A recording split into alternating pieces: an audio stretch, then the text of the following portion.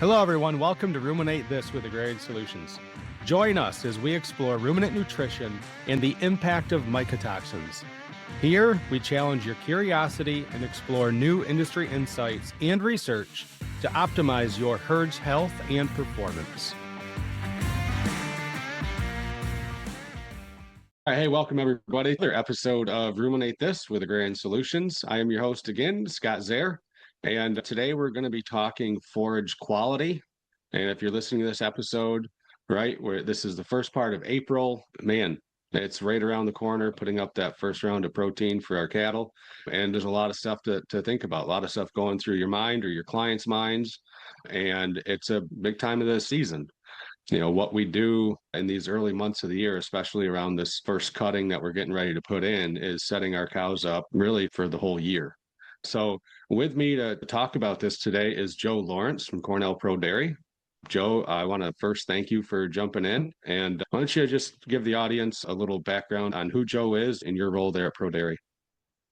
Thanks, Scott. I appreciate the opportunity to be here. And yeah, so I've been with the Pro-Dairy program at Cornell for about 10 years now as a focusing on forage management. So kind of from I should say my background's more on the agronomy side. So I started down this path more from a plant science agronomy standpoint, but really got interested in the forage quality part and not just, planting the crop and killing the bugs and moving on from there, but harvest management. How do we put up a good quality feed so that the dairymen and the nutritionists have a product coming out of the bunk that's going to meet their goals for milk production or even other livestock, growing other livestock. So yeah, it's been a fun role. And prior to that, I spent some time in the county cooperative extension up in Lewis County in northern New York, as well as a few years with a local cooperative doing crop advising type work. So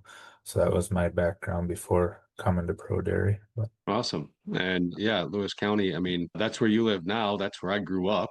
And now I live in Jefferson County, New York, where you grew up. So, Yeah. but just proof that good things come from New York right here, guys. Yeah. So Yeah, I'm a little it's a good part of embarrassed. the state. It is. It's such a unique area. And I'm a little embarrassed that I've been doing this podcast for over a year and this is the first time I'm having you on. So sorry about that. I was telling my colleagues, like sometimes you forget about the people that are like closest to you in proximity. And we've known each other for a lot of years. You're one of the leading people in your field. So, but glad to have you here now. Today's topic, talking about putting up quality forage, right? And we're focusing on quality hay forage or alfalfa, whatever. This is our first chance in the spring, right? To just put up some awesome first cut forage that is going to set our cows up. And Mhm. if you folks have been following along, ruminate this for a while, you'll remember Dr. Roth last year. We talked about some real fundamentals, and you can go back and look up that episode. It's called Haylage Tips, and there's some really good fundamentals there if that's what you're looking for. But Joe, I want to build a little bit further off those fundamentals today, and I think we revisit them. We make sure, I think that's a big part of this. I used to have a picture of Vince Lombardi that hung behind me for a lot of these episodes. And I always loved what Vince said, right? If you don't master the fundamentals, you don't have crap. We'll go with that word. You know what? Let's just start there. We'll start with reestablishing those fundamentals, Joe, and then I'll build into where you really can get us to the next level. So with that, when I think of putting up haylage, my mind goes to, just the pre-work that goes into it, right? Equipment service, knives and the chopper, like all those things. So maybe just give guys a quick rundown of 5 to 6 things that they really need to be focused on going into the season. Yeah, that's a great starting point, Scott. And so I'll always start, with the interaction between safety and being prepared for that first harvest, right? So it's a busy time of year with multiple things going on. Often we're trying to get manure out the door onto our fields where we got corn planting, maybe some other crops being planted, and we have to be ready for that first cut. So having that equipment service, like you said, the knife sharpened is not only gonna set you up so that when the crop is at the right stage for a successful harvest, it's gonna avoid breakdowns, avoid putting yourself in more dangerous situations out in the field on those long days during the spring. Another part of that to me is also on your storage area. We sometimes we run into some silos that the structural integrity is starting to look a little rough, whether that's an upright silo or some T panels on a bunk that have maybe outlived their useful life. But you start looking at that, and not only is it a safety issue, but it really compromises, especially in the case of like a bunk silo, of compromising our ability to really efficiently and effectively pack the feed into those areas. And, if we have some T panels that are suspect on one side or something, we end up not really doing a good job packing there. We're probably letting more oxygen in there. And so I think it's really good to start with just kind of assessing your infrastructure, making sure you have what you need and if any repairs are needed.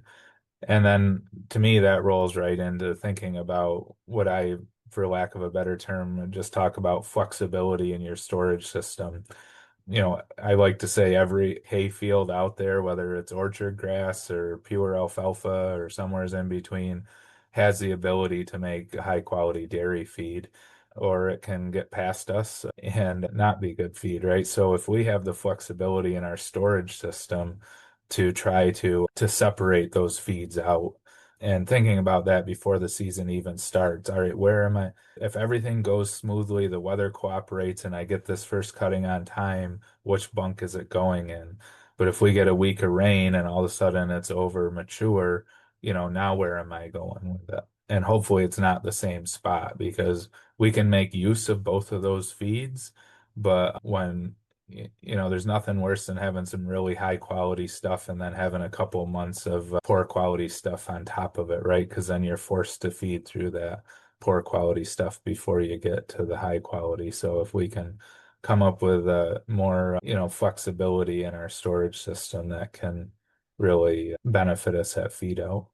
So you mean we're not supposed to get to that poor quality forage that we're feeding out and then like just it's the nutritionist problem? Like that's what we pay these guys for, right?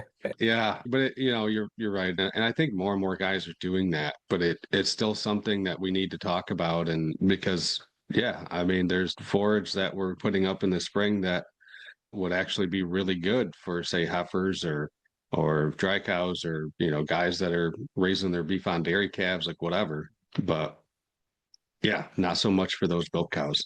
I'm admittedly, a crop guy more than a cow guy, so I get a little pushback from the cow folks. But, to me, building out your storage infrastructure and your feed system should be on your capital improvement list, kind of wish list, just like more fans in the barn or a sprinkler system in the barn or some stall upgrades or something like that, right? We always have this list of capital improvements that we think can bring gains to the business, either in efficiency or improve, cow comfort, milk production. And I've, been lobbying for years that we need to add the forage storage system and feed system to that list. Usually the pushback I get is I'm building a barn right now. I'll worry about the feed center later, but I think we need to reprioritize things a little bit. But that's coming from the crop guy. So I don't want to stay on this for too much longer, but I've talked in the past on this platform so many times when you see guys start to expand, right? What happens? So you have the 1970s freestyle that grandpa built that we built again in the 90s and then we built again in the mid 2000s. Now we're, maybe 220, 2022, 23, we're putting up another barn and what happens? The milk cows keep going into the best facility and grandpa's barn that he built in the 70s now houses our dry cows and the freestall in the 80s is where our pre-fresh cows are or something like that and or heifers whatever and I've always said like these dry cows are quite honestly like the most important lactation group. I know they're not making milk but that's the group that's going to determine how well your cows perform for the next year. If you're not taking care of them you're sacrificing the next 9 months. But it always seems like we have to figure out how we're going to utilize that old structure, and sometimes it shouldn't be.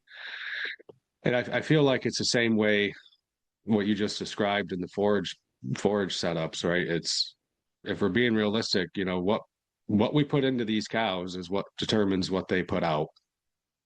And whether it's mismanaged on forage timing and we put up mature, grasses or, alfalfa and we have poor forage quality.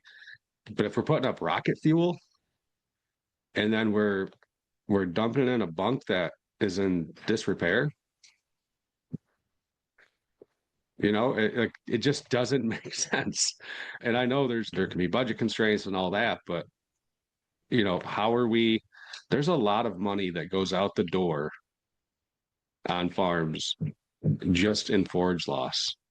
Mhm. I would love to have somebody equate that to pounds of milk because Yeah. it's like, but it's real. I mean, you and I have probably both been on some what we would call pretty progressive dairies. I'm thinking of one right now that's not all that far from where I grew up. And there's a lot of nice barns, and then their forage pile, something left to be desired there. That's a great point. I'm glad you brought that up. Moving over, Joe, on the forage quality piece of this, what are we trying to accomplish here? Right. And I think that's a good place to have you start. And I'll let you take it from there. Like, what are we trying to accomplish with this first cutting? Yeah, so I guess to me, I would start with that, and this isn't new information by any means, but first cutting can represent 40 to 50+% of our haylage yield for the year, right? And it tends to be some of our highest quality feed if we harvest it on time because of the spring growing conditions we have versus our second and third cutting that are growing in the, hotter part of the summer.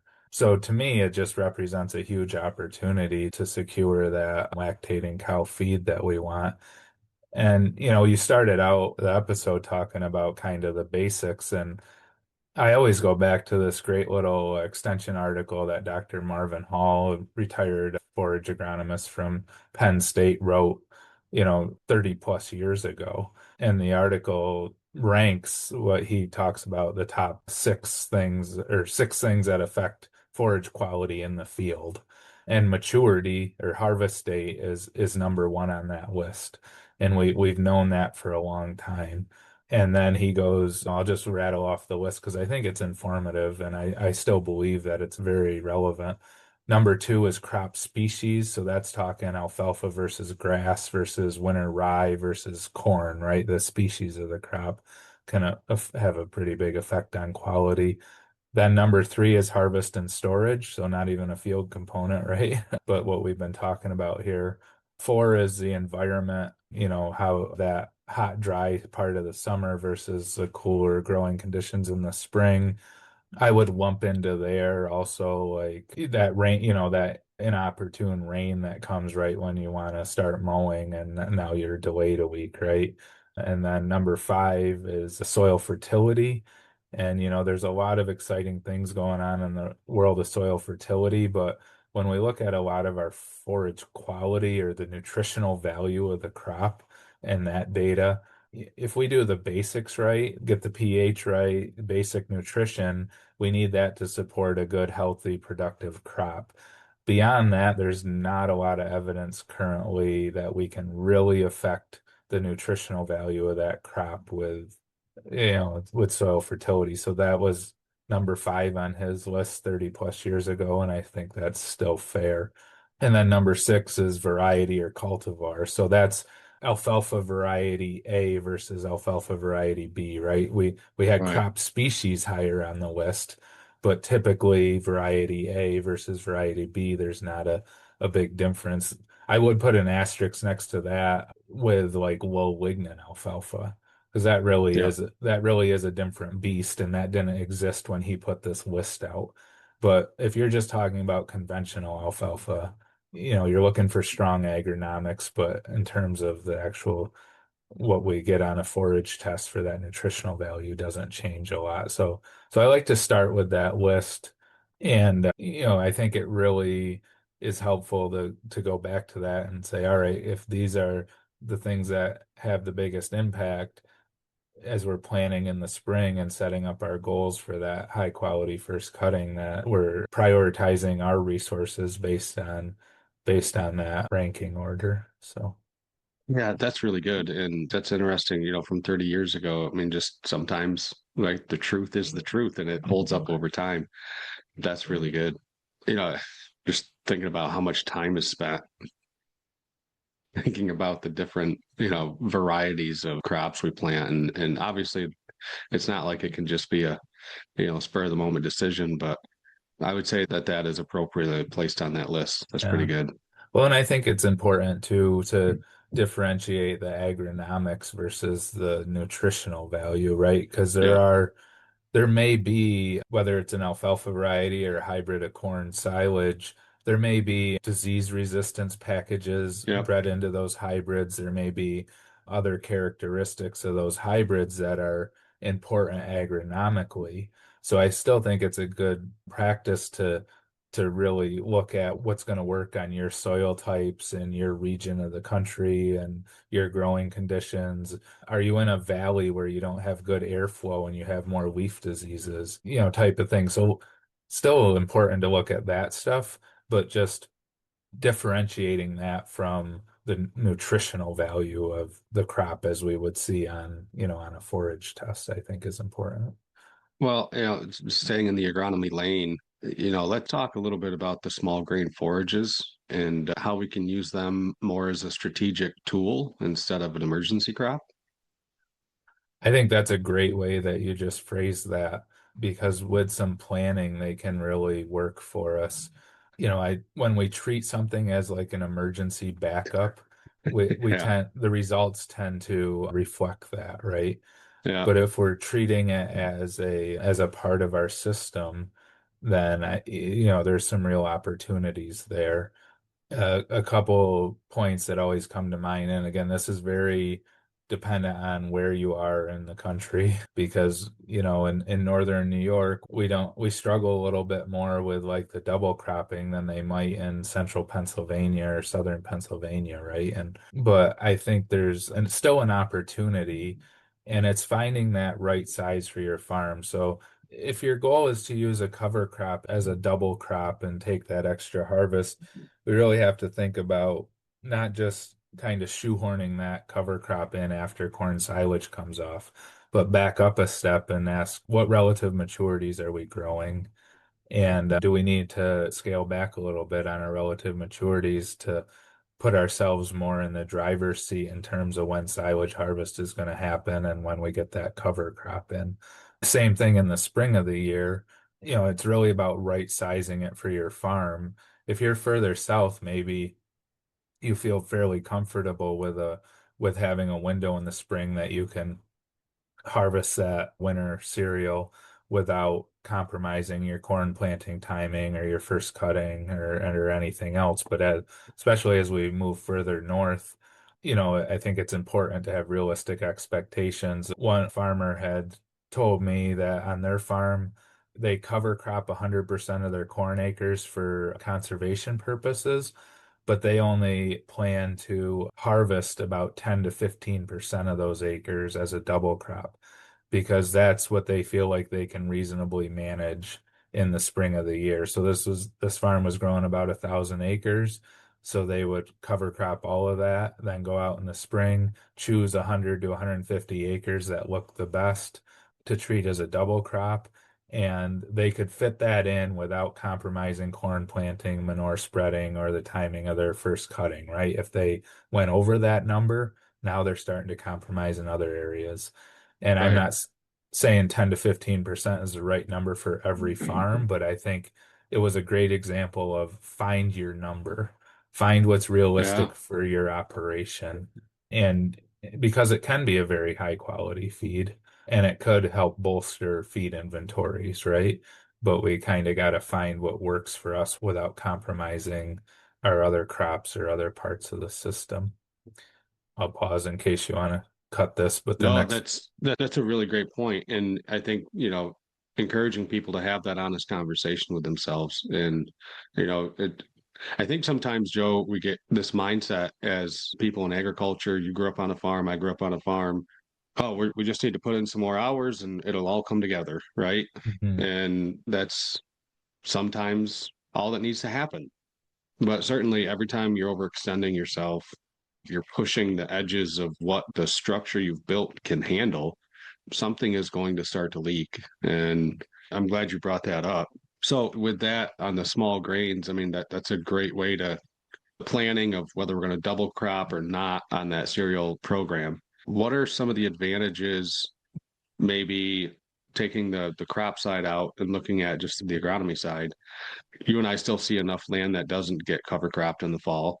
But what are some advantages that people might be missing out on if they're thinking about doing it for the first time, but maybe they're just not pulling the trigger on it?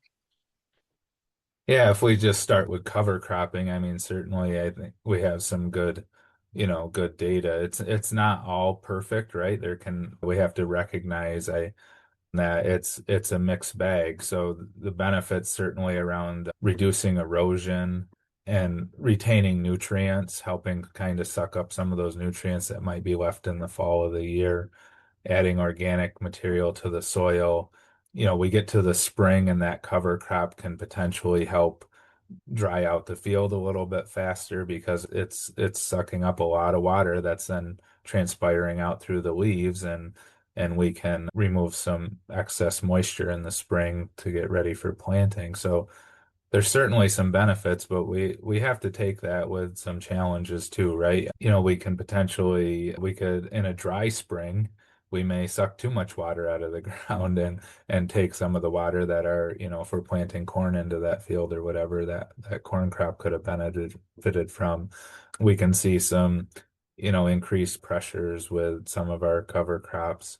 And we can also, it can just be a challenge for planting and preparing fields. If it's too wet and it kind of gets out of control on us, there can be a lot of biomass there, which is great for the organic matter aspect, but it can be hard to manage and a little unruly, right? So I Mm-hmm. think taking the good with the bad. And I would tie that then back into the idea of double cropping because I do think, I'll be honest, I'm a little critical of the idea of just doing 100% of our crops as like a corn winter cereal rotation and not having any perennials in the system. I really don't consider corn and a winter cover crop, double crop as a crop rotation. It's just two plantings of an annual grass every year. And so I think we do have to reconcile that a little bit in terms of especially with a lot of our milk cooperatives and milk processors looking at carbon footprint and stuff like that. We have to reconcile a little bit that perennials really do have a benefit in our dairy systems. And yeah, I don't consider corn and continuous corn with a cover crop in between as an actual crop rotation. Well, and it's I don't want to make this too silly, but I have a 3-year-old son, and I often have to tell him just because you can do something doesn't mean you should do it. And it's funny how that parallels over. Yeah, we have the technology to plant corn on corn on corn for 10 years or corn and wheat in the same field for 10 years. It doesn't mean we should. And there are unintended consequences of doing that. Even the best, we'll call it soil fertility plan to support that soil during a time like that, there's still negative Mhm. outcomes somewhere in the system. So Yeah. what is the thought now of the frequency of rotation between annuals and perennials? Yeah, it's hard to put an exact number on that because it's gonna, the slope of your soil, how susceptible it is to erosion and stuff like that is obviously factors in, but it Yeah. really hasn't changed from my perspective that once we get out past, you know, 4 years of continuous corn, we're really starting to stress that system. I mean, yeah, having a cover crop in there can help some, but especially if it's corn silage, because we're removing so much biomass from the field, we're really not leaving much of anything there in terms of material, right? So when we look at our nutrient management systems, on dairies when we look at the pest management aspects of it. If you're pushing out past that, like you said, we can do it. I mean, farms will point out to me all the time how many years of a field's been in continuous corn as a point of, yeah, we can do this, but the trouble is we don't always even see the hidden cost of doing that because we still see that we're getting a reasonable yield off of that field. It seems decent, but then if we start calculating in the extra seed costs for, and extra pest management costs that we are using to manage that continuous corn, and we can never prove that the yields are as good as they would have been if we had a rotation in there, right? That's it. We can say the That's yields it. we can say the yields still seem competitive and it was not a total disaster, but we can't actually prove that they were really optimized where they could have been, right? So, Yeah, I'm going to go back to a comment that my colleague Jeff Hostetter made on this podcast early. Forget which episode, I could look it up, but we were talking in terms of milk production, but his comment was, I'm not really sure if farmers really know what their ceiling is as far as production. And honestly, I don't think we do. I think mhm, if there's outlier cows that can make 160 pounds of milk a day in our current system, I think there's probably a lot that we haven't unlocked, right? We mhm, haven't grown the system enough. And the same is going to be true for forage. Great. You're pulling off big yields, or not big, but let's just say, what we would consider to be above average yields on this field that's, been in corn for 10 years. Where would we be if we'd have managed the agronomy side properly? exactly. Yeah. And so there's always that what if question that we can challenge with. And I think that's something to keep in mind for folks. Mhm. I want to go over to thinking about harvesting this stuff, whether it's grass, alfalfa, the small grains, cutting timing trade-offs, yield versus quality versus logistics. What's your thoughts on that? Yeah. So yeah, my tongue-in-cheek answer is all of it, right? All of it, right? All of it. Yeah, so one thing I think about, and it's kind of a simplistic example. It's obviously more complex on a farm with all the moving parts, but I'll go back to something I said earlier. Every single one of those fields has the potential to be lactating quality feed. And what I struggle with on and visiting with some farms is that they've already kind of predetermined what fields are going to be their, we'll say heifer feed, right? They've already predetermined that before the snow's even off the field because maybe it's further away from the farm or they know it's an older grass stand. And my point always is, well, what if we hit, May 15th here in northern New York and that grass stand, it looks beautiful and we got a nice window of weather to go get it. Let's go get it. Because if you ignore it and let it go past, you've predestined it to be low quality, right? Meanwhile, we could get to that week when all your alfalfa is ready and we get a rain event or an equipment breakdown and now we've shifted all of that feed into the category Yeah. of lower quality. So I always encourage the idea of sit down with your map, sit down with your list of fields, and think of every one of them having the potential to be that lactating quality feed if the weather window presents itself, be ready to go get it. And I would, go back to the small grains conversation too. Some of the trade-offs to me there are, and this ties into, what we talked about in terms of kind of nutritional value of the crop leaving the field versus the silage management part of it is we could have these giant windrows of winter rye or winter triticale or something, and they're so hard to manage that we end up with this wet, kind of sloppy haylage. Worst case scenario, it goes butyric on us, right? But even if it doesn't, it's not necessarily going to ferment the way we would want it to. We're leaving it out in those windrows for extra days and we're losing that sugar. So what if we say, all right, like my goal isn't to maximize the tonnage coming out of the field. My goal is to maximize the tonnage of quality feed I can put in front of the animal. And those are two very different things because Yeah. we can maximize the tonnage coming out of the field and then have excessive shrink losses and quality losses in storage that result in a much lower percentage of that feed actually reaching the animal in a way we want it, right? So maybe we back off and say we're gonna take this winter rye when it gets to the certain height, regardless of what the date is, because we know at that height it's a manageable windrow for us, and we can dry it quickly and get it ensiled quickly. The other part of that can be cutting height too, right? Maybe we cut higher and leave a little bit of that lower stock of that winter cereal in the field. And kind of twofold. It lessens the windrows a little bit. It also, one of the things that hurts drying the most is soil moisture, right? And in the spring of the year, we're going out on moist soils mowing Yeah. this winter cereal.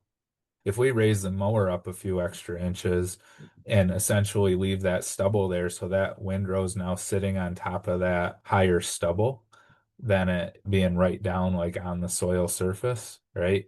We can enhance our drying and our windrow management through that too. So that's one of those, to me, that's one of those compromises you were mentioning between, quality and timing and logistics and all that is sacrificing a little bit of that, what we would traditionally look at as part of the yield, right? And just saying, if we leave that in the field, we're going to have a more manageable windrow that we can dry more effectively and actually have more tons of feed reaching the cow.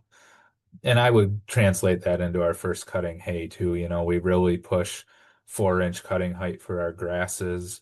But even with your alfalfa, 3 to 4 inches, same thing, especially with first cutting, it can help with the drying by keeping the windrow off the soil a little bit higher, a little more air getting under there.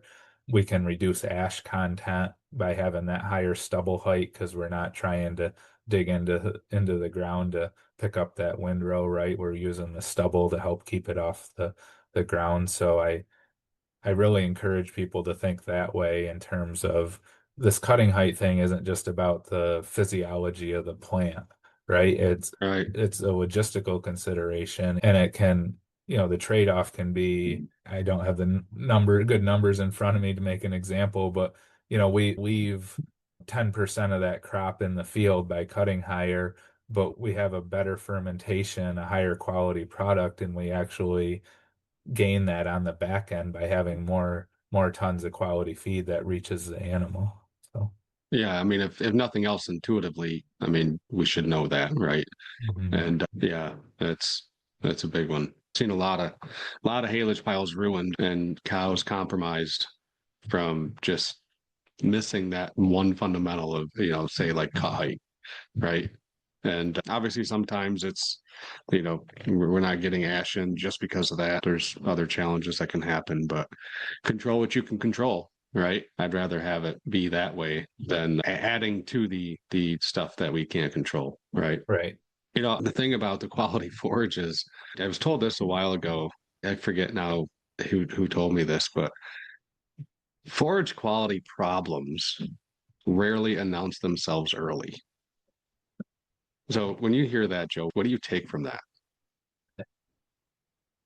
Yeah, what I take from it is the whole component we've been talking about of the kind of the quality leaving the field versus the quality going to the animal, right? Because Yeah, I think even a first cutting and sometimes a nutritionist or a farmer or someone from extension will go out and do what we usually refer to as scissor cut sampling, right? And just snip a clump of the hay field, send it off to the lab, get an analysis on it, and comes back, oh, this is, 3 days from now, let's cut this. We hit this perfect. The weather's perfect. Let's go for it. And so from that perspective, we're thinking we have this really high quality feed. We hit it right this year. But when I think of your comment, I think, well, what happens after that the mower goes through the field that takes that potential we had and reduces it. And oftentimes when that compromise in quality is kind of invisible until we go to feed out that forage, right? And then all of a Yep. sudden, whether it's with the nutritional test or if it's beyond that, when it starts heating or the mycotoxins or whatever, all that stuff is kind of comes up later. So Yeah. And it's funny. Everybody has their area of, I call it zone of genius, if you would, but right, we all see things through a different lens.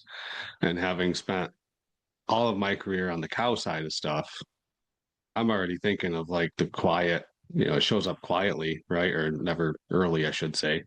It's we start feeding that new forage that we did a good enough job, but we didn't do the best we could have, right? And sometimes people have a hard time admitting that, but that's the reality a lot of times. But you get, maybe it doesn't show up in the tank day one. Maybe it shows up in the tank a month later, or it shows up from repro, or it shows up, we've just plateaued our milk production. We're no longer able to challenge the cows, right? If you would. yeah, yeah, And essentially, right, our whole goal is with this forage conversation is how do we create on-farm protein that is it's super high quality, right? And just thinking back to your heifer feed comment and the field that we've predetermined these fields are going to be heifer feed, whether because it's tradition or it's logistics or whatever, right? And we intuitively know that we need so many acres to feed, say, the heifers. If I was to go out and have to buy forage, Joe, what am I going to pay more for? exactly. Am I going to Yeah. pay more for Western alfalfa to get trucked to New York that's of peak quality so I can get, challenge my cows? Or can I probably find some pretty decent quality round bales or haylage more locally that would actually be a good feed for my heifers? Yeah, I kind of that's actually one of the notes I had for our next part of the conversation, but Yeah. it's I kind of said that better. It's right. I would always rather be in the market for some lower quality feed for my non-lactating animals than I would be trying to go out there finding something to make milk off of, right? Yeah. Well, I'm glad you were thinking that way. And folks, so I think we're going to wrap up just about the agronomic side of this conversation, but I want to bring Joe back and I want to talk economics of this because at the end of the day, like if we're a dairy farmer, we're a cattle feeder in this country, it's hard enough to make money, right? We're not setting our own prices in a lot of cases, the case in dairy especially. And right now we're going through a down cycle in the milk price and it's not fun. There's clients that you and I both work with, I'm sure that they're feeling the pinch. And the idea for this episode actually came up. I was on a dairy in Vermont and the question was essentially we're going to be this many dollars short this year, right? And they're already short on forage because of the drought last year, right? So we know how much forage we need to go buy. We're looking at the milk price projections, and we're going to be X number of dollars short. And this is a roughly say 1,000 cow dairy. That's a pretty large number. We can't just make that up overnight, right? I don't have a magic wand to print cash. Man, that'd be fun. But I believe there's things that we can do in the barns and in the fields that can at least soften the blow. Right? We may not become profitable, but if we can burn less equity through a downturn, sometimes that's a big win. Mhm. And so I'd like to continue this discussion on the economic side. And I would just, I mean, coming back, like if we do everything right up to this point, right? Soil fertility, managing that resource that is the dirt, that is the soil, and doing it properly, and crop rotations, and you know, just good harvest practices and siling practices. Like we've tried to do everything right up to this point. Then the real question becomes like, what does that quality actually buy us later? And I look forward to picking up this discussion with you on the next episode. Any final take homes, Joe, you want to leave people with maybe like a top three things to think about. Yeah, I think just a quick summary of where we were is that, some of the knowledge we've known for a long time still holds true. That's the classic thing of we really need to attend to those basics before we start looking at some of these fancy new things, right? One, we need to make sure there's science behind some of these fancy new things. And two, we need to make sure we've made the investments in the basics. Liming your fields is boring, but you know, routinely comes up as still something that we overlook. And sometimes we overlook it because we have some fancy new gadget, right? And so just going back to, sometimes that stuff's boring, but it can still have the biggest impact. And then, yeah, again, just thinking of that and thinking of your fields in terms of every one of them having the potential to be high quality feed, and that, the process is only barely half over when we actually hit the field with the mower. Even if we do that at the exact right time, there's still a lot after that. There's a slide that Dr. Lehman Kung is retired professor from the University of Delaware and a real silage guru. He's had this slide for years. I think is one of the most straightforward slides you can show in a presentation. And it just has two columns. High quality feed in the field is in the first column. Good silo management is in the second column, or bad silo management. And you have to have the combination of both. Good field Mm, management plus good silage management equals good feed. Any of the other combinations of those two things don't work, right? You can yeah, have poor feed coming out of the field and do a great job in the silo. It doesn't make up for that poor feed coming out of the field. You can have great feed coming out of the field and do a poor job in the silo.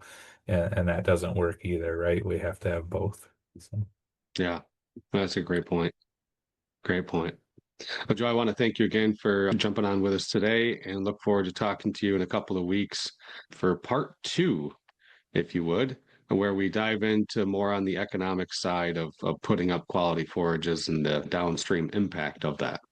So thank you, and we'll be talking again soon. Thank you. Thank you for listening to Ruminate This with Agrarian Solutions. Look for our next episode in 2 weeks.